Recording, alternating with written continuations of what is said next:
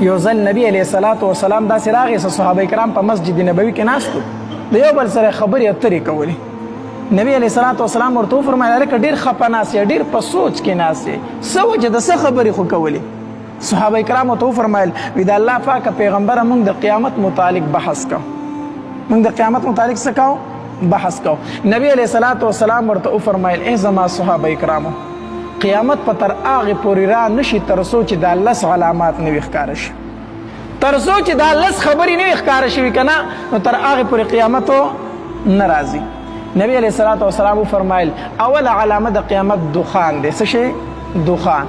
دا یو لوګی دی لوګی دا به د یو طرف نه روزي او په ټوله دنیا باندې به خور شي د مشرق نه واله تر مغربه پورې به دا دنیا د یو لوګي ډکه شي.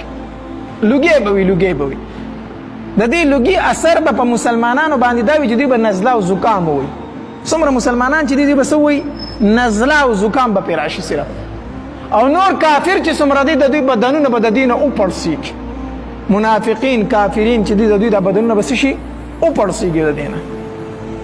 دا به څلوېښت ورځې دا لوګی وي څلوېښت ورځې بعد به بیا دا لوګی څه شي ختم شي. یو دا علامت دی د قیامت. دویم نبی علیه الصلاة والسلام وفرمایل دجال په لوګي پسې وروسته بیا څه شی دی دجال دی. دجال دویم علامت د قیامت چې دی دجال دی. دا ډېره ناکاره فتنه ده دا دجال. په مخ د ځمکه چې څومره پیغمبران تیر شوي دي که نه هر یو پیغمبر خپل امت د دجال د فتنې نه خبر کړی دی او هر پیغمبر د خپل امت دپاره د دجال د فتنې نه پناه غوښتې ده. الله زما امتیان د دجال په فتنه کې مه مبتلا کوي. دا ډېره ناکاره فتنه ده.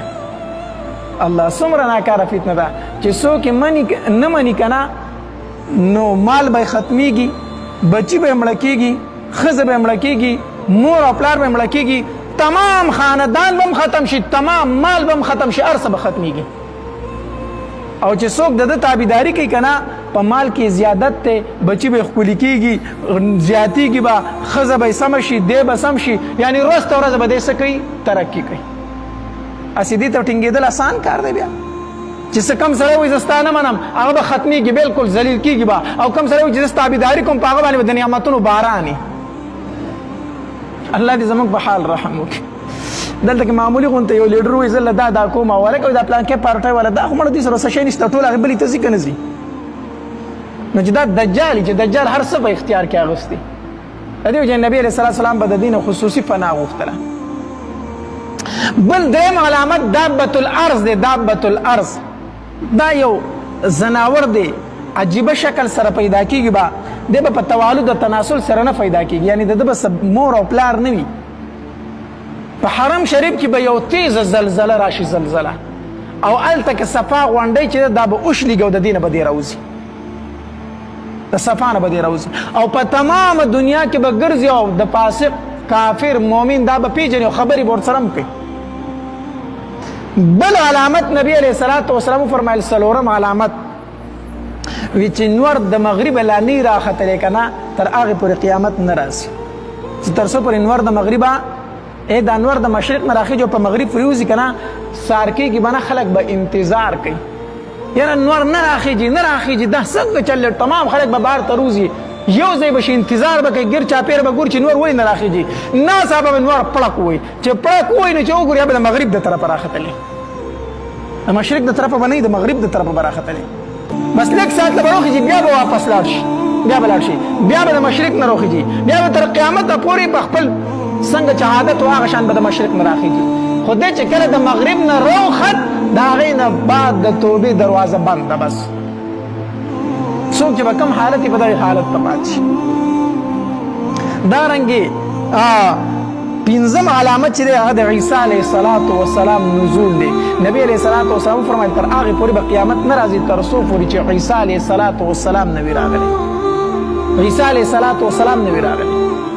دا زمونږ د مسلمانانو عقیده ده چې عیسی علیه الصلاة والسلام الله تبارک وتعالی ژوندی اسمانونو ته پورته کړی دی او قرب قیامت په واپس راځي دنیا ته بطور امتی د نبی علیه الصلاة والسلام او بیا به د نبی علیه الصلاة والسلام د روضې سره خواته په مسجد نبوي کې دفن کېږي هلته به دفن کېږي نو د عیسی علیه السلام نزول دی. او شپږم علامت نبی علیه السلام فرمایل وی تر هغې پورې قیامت نه راځي تر څو پورې یاجوج او ماجوج نه دي راغلي. یاجوج او ماجوج دا د دې قرآن ذکر په قرآن کې شته دی. ذوالقرنین یو لوی نیک ولی بادشاه تیر شوی، ذوالقرنین دوی ته دیوال کړی دی. اوس کوم ځای کې دی مونږ ته علم نشته دی، خو قرب قیامت پر اخلاصیږي په دې دنیا باندې، او دا دنیا باندې نه ډېره زیاته په تکلیف پاتې، ډېره زیاته په تکلیف پي. د دې مقابله به نه کېږي، بیا به الله تبارک وتعالی په خپل قهر سره هلاک کړي، تباه به یې کړي، مړه به شي. بیا به دنیا کې دومره زیاتې دنیا کې به یو بدبویي خوره شي، ټول خلک به د هغې بدبویۍ نه به څه کې شي، په تکلیف کې شي. الله به تیز بارانونه راوړي، داسې سیلابونه راشي، دوی به دریابونو ته ورتاو کړي، ځمکه به ترېنه پاکه کړي. او نبی علیه السلام فرمایل وی اووم اتم او نهم علامت چې دی نو هغه زلزلې دي. څه شی؟ زلزلې.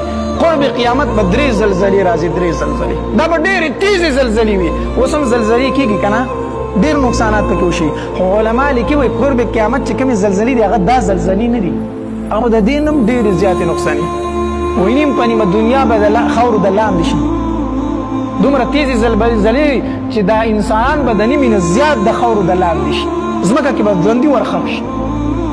یوه زلزله به په مشرق کې وي، یوه زلزله به په مغرب کې وي، یو به په جزیرة العرب کې وي. دا 3 زلزلې به راشي، 3 زلزلې.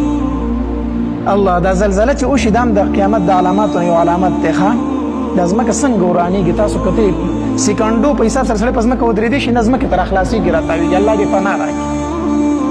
او لسم علامت چې دی نو هغه د یمن نه د یو چمکدار اور ظهور دی. یو چمک وهونکی اور به د یمن نه راوځي او په ټوله دنیا به دا اور تاویږي، په ټوله دنیا به تاویږي، او دا خلک به شړي د شام په طرف باندې، هلته به یې راغونډوي، او پس د هغې نه بیا د قیامت ظهور دی او قیامت ښکاره کېدل. نو نبی علیه السلام وفرمایل وی قیامت به در هغې پورې نه راځي تر څو چې د الله علامات دې ته علامات کبرا